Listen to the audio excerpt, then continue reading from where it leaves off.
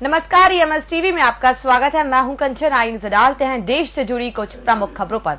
लालू प्रसाद यादव एक बार फिर से विवादों के घेरे में है। इस बार उनका नाम दरभंगा के सिविल सर्जन के एक पत्र से जुड़ा है जो उन्होंने दरभंगा मेडिकल कॉलेज हॉस्पिटल के अधीक्षक को लिखा है।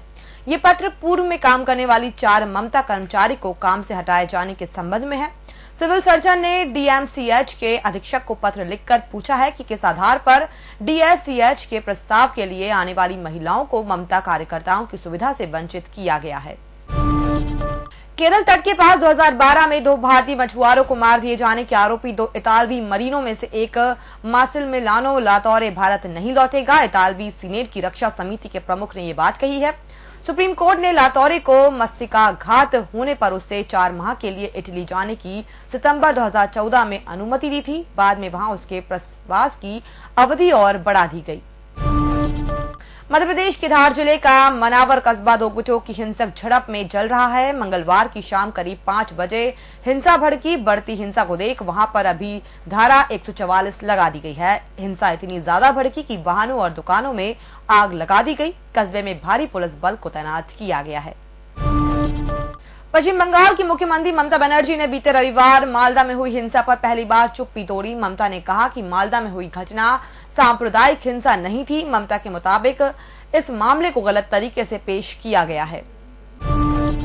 डीडीसीए मुद्दे को लेकर वित्त मंत्री अरुण जेटली पर हमला करने के कारण भाजपा से निलंबित किए गए क्रिकेटर से नेता बने कीर्ति आजाद जुझारू अंदाज में दिखे और उन्होंने कहा कि वो किसी के भी सामने झुकेंगे नहीं, बल्कि भ्रष्टाचार के खिलाफ अपनी लड़ाई में वो जेल तक जाने को तैयार हैं।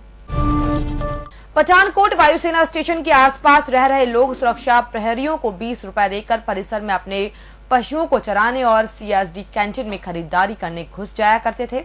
वायुसेना ठिकाने में 6 आतंकवादियों ने हमला किया था। खुफिया एजेंसियों ने गृह मंत्रालय को बताया कि कुछ अलग अलग द्वारों पर तैनात प्रहरियों को कुछ रुपए देकर पशुओं को चराने के लिए संवेदनशील वायुसेना ठिकाने में घुस जाना कई लोगों के लिए बड़ी सामान्य सी बात है। पशुपालन करने वाले गुर्जर समुदाय की आबादी सैकड़ों में है जो परिसर के अंदर की घास अपने पशु चराने के लिए उपयुक्त मानते हैं। उत्तर प्रदेश के मुख्यमंत्री अखिलेश यादव ने मंगलवार को यहां कहा कि 2017 के आगामी विधानसभा चुनाव में समाजवादी पार्टी अकेले चुनाव लड़ेगी। यहां पत्रकार वार्ता में अखिलेश से सवाल किया गया कि प्रदेश में आगामी विधानसभा चुनाव में समाजवादी पार्टी किस दल के साथ सहयोग कर सरकार बनाएगी। इस पर उन्होंने कहा कि उनकी पार्टी प्रदेश में अगला चुनाव अपने दम पर अकेले लड़ेगी। असहिष्णुता पर बहस के बीच शांति, एकता और सौहार्द पर जोर देते हुए प्रधानमंत्री नरेंद्र मोदी ने आज लोगों से एक दूसरे की परंपराओं और नजरिए का सम्मान करने के लिए कहा। उन्होंने कहा कि ऐसा नहीं होना विकास में बाधा डाल सकता है। प्रधानमंत्री ने यहां वीडियो कॉन्फ्रेंसिंग के जरिए राष्ट्रीय युवा महोत्सव को संबोधित करते हुए कहा, हमारा विविधता वाला देश है, ये हमारी सबसे बड़ी शक्ति है, सौहार्द हमारी शक्ति है। उन्होंने ये रेखांकित किया कि उनकी सरकार देश के विकास के लिए काम कर रही है। बीजेपी के वर्तमान अध्यक्ष अमित शाह के फिर अध्यक्ष बनने तक के लिए पार्टी और सरकार में तमाम बदलाव रुके हुए हैं। एनडीटीवी के सूत्रों से मिली जानकारी मुताबिक कैबिनेट में भी बदलाव होने की पूरी संभावना है। इस साल 5 राज्यों में होने वाले चुनाव के मद्देनजर उम्मीद की जा रही है कि प्रधानमंत्री नरेंद्र मोदी पक्के इरादे से सरकार के कामकाज लोगों तक पहुंचाने में लगे रहेंगे और अपनी सरकार के लिए नए चेहरों की तलाश में हैं।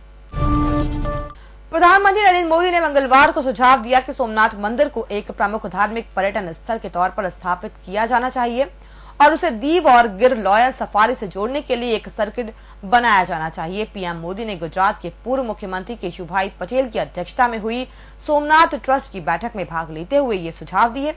बैठक में लालकृष्ण आडवाणी, हर्षवर्धन नेवतिया और पीके लाहिरी भी न्यासियों के रूप में उपस्थित थे।